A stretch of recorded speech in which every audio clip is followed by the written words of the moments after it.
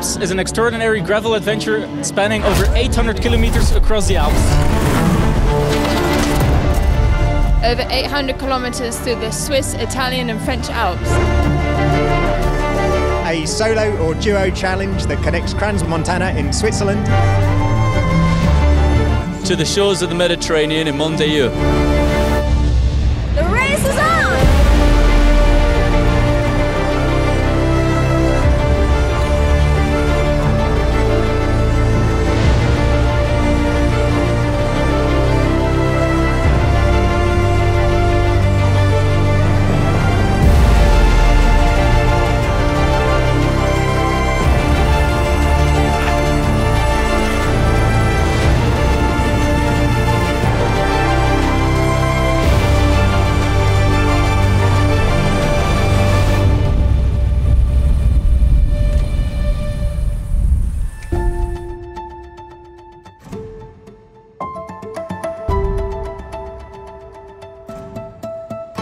Ici, on est à la frontière entre la Suisse et l'Italie, Passo San Giacomo. Aucun poste de douane, c'est un col 100% remote avec une montée plutôt très technique avec pas mal de poussage, portage. Et ces moments de passage de frontières sont toujours forts en émotion dans la Gralps.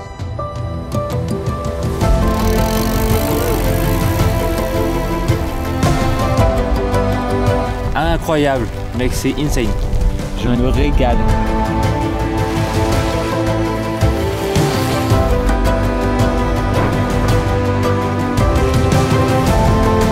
Et une vue, mais alors bluffant. Quand on descend, à un moment on arrive dans un virage et moi je me suis arrêté faire une photo parce que c'était vraiment magnifique.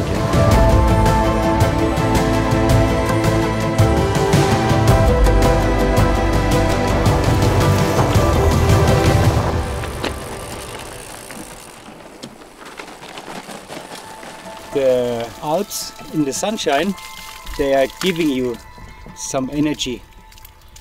The other way around in the night, so they take energy from you because it is more scary. The clouds are coming down. It's very cold, but I like these opposites. On arrive dans le Val Formazza, très sauvage, beaucoup de villages authentiques italiens en pierre, très très jolis, beaucoup de cascades. J'ai arraché mon cadre, la patte de dérailleur est partie, le cadre a été arraché. Au moins j'ai gagné un truc, je suis le premier abandon et j'en suis fier.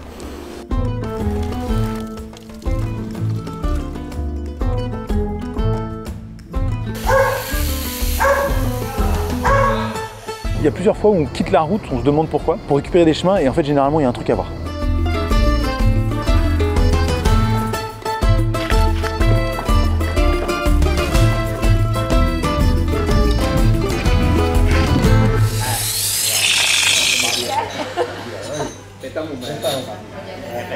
C'est de la bonne glace. C'est plein de vanille et c'est froid. Absolument parfait. L'aventure pour moi c'est le San Giacomo à pied, à pousser le vélo parce que j'étais claqué, j'ai pas dormi la première nuit. Et du coup je me suis retrouvé à midi à poser mon bivy sur une terrasse glaciaire là, en balcon. Il y a des gens qui m'ont croisé, qui m'ont dit après mais oh t'as vu, t'avais une super vue. Je dis ouais mais je me suis pas arrêté pour la vue sincèrement.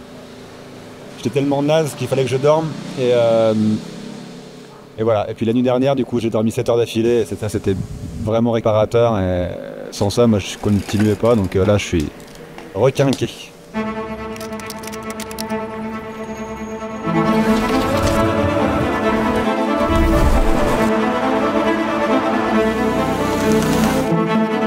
On arrive dans la longue plaine du Pô qui nous a amenés au checkpoint numéro 1 qui était la première base de vie à Turin, au Motovélodromo, donc lieu emblématique de la ville et puis chargé d'histoire cycliste.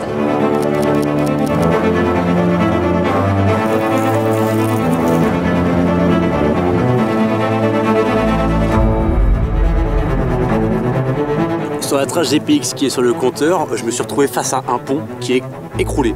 Donc du coup j'ai dû passer par la rivière, enfin pas vraiment par la rivière, j'ai dû faire l'équilibriste sur un arbre qui traversait la rivière pour éviter de me mouiller les pieds.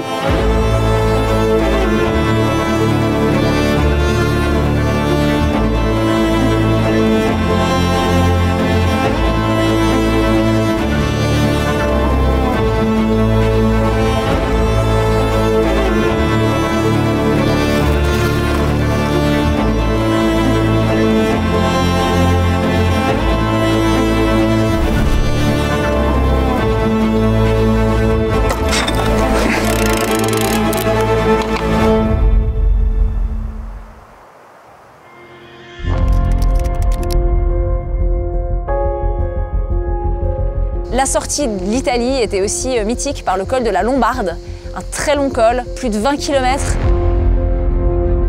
La moitié sur la route, relativement raide.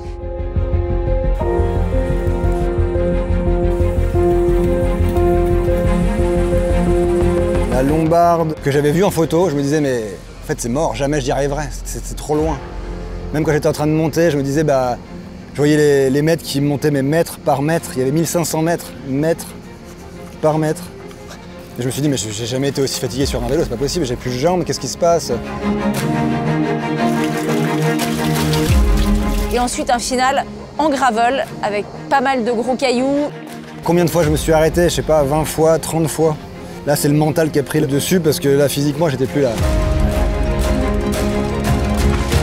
Il n'y a vraiment pas de honte à marcher parce que, en fait, marcher à 4 km/h, c'est beaucoup plus reposant que rouler à 5.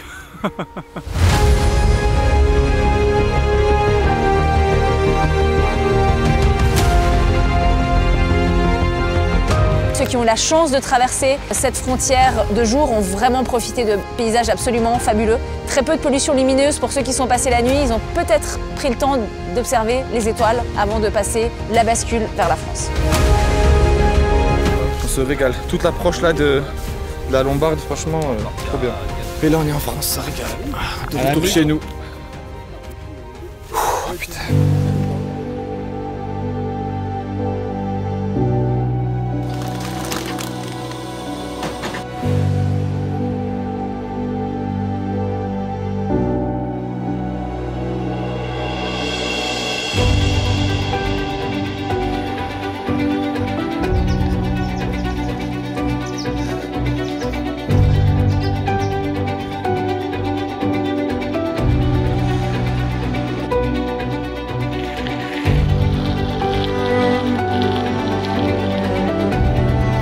C'est vrai que la Gralp, c'est une course engagée, engageante. On part sur plus de 800 km. C'est une longue aventure, il faut se préparer. Il faut avoir fait beaucoup de dénivelé avant, beaucoup de kilomètres.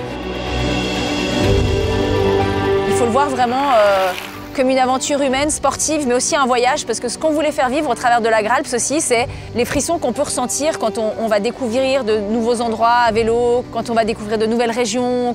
Et c'est vraiment ce qu'on voulait offrir aux participants et les faire vibrer en se mettant vraiment au défi d'un effort relativement élevé.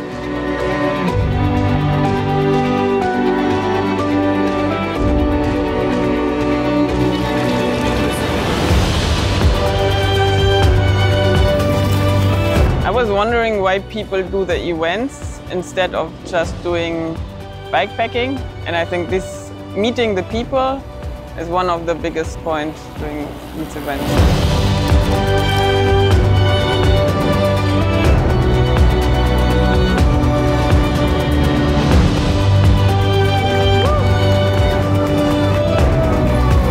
C'est sûr que quand on passe des sources du Rhône jusqu'à la Méditerranée, en franchissant 2 fois les Alpes, la plaine du Pô, bah on peut que être satisfait, je pense.